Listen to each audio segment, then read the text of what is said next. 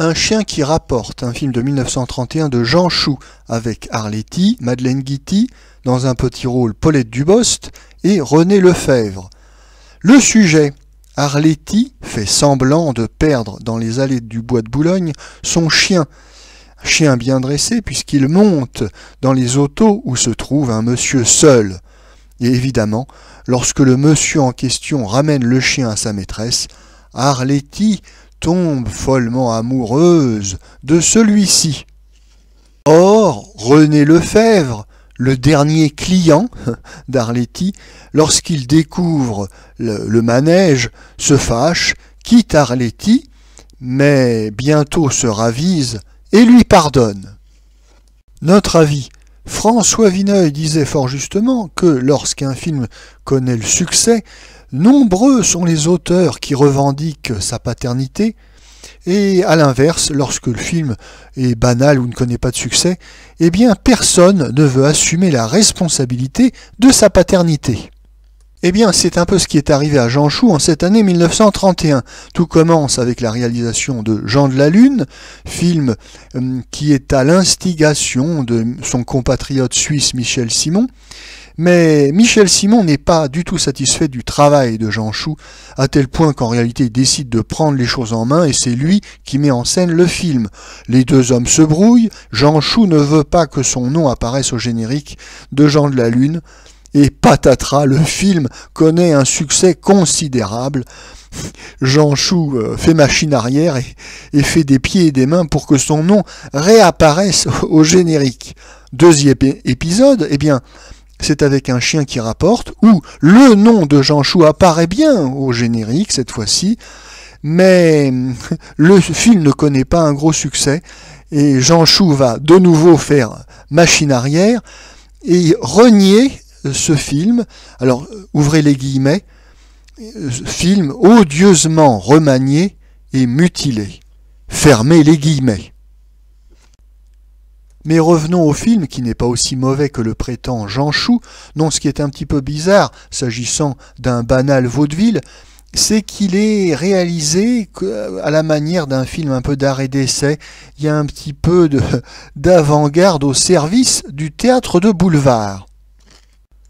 Nous sommes au début du cinéma parlant et sonore et Jean Chou tente des expérimentations de narration cinématographique, d'ailleurs pas toujours bien inspirées car il n'a pas en réalité adapté les dialogues de la pièce de théâtre pour le cinéma, ce qui fait qu'on a souvent un décalage entre ce qu'exprime l'image et la ligne de dialogue qui est une ligne banale de théâtre. Il aurait fallu évidemment travailler le texte. Par ailleurs, nous avons des cadrages spectaculaires, notamment le hall de l'immeuble. Oui, Jean Chou se défoule un petit peu. On a des décors art nouveau. Enfin, tout ça est bien charmant, mais c'est du vaudeville, hein, c'est du théâtre de boulevard, donc d'où le petit sentiment de confusion. Mais il y a des expérimentations amusantes, ainsi la scène où Arletty ouvre la porte miroir d'une armoire à linge. Lorsque la porte miroir est grande ouverte, le spectateur s'attend bien évidemment à voir la caméra qui filme la scène. Eh bien non, pas du tout, il n'y a rien du tout. Et de même, lorsque Arletty referme la porte miroir, eh bien, à la grande surprise du spectateur, elle a totalement changé de vêtements. Ce sont des petits trucs de réalisation amusants. Mais la virtuosité n'est pas toujours sans danger.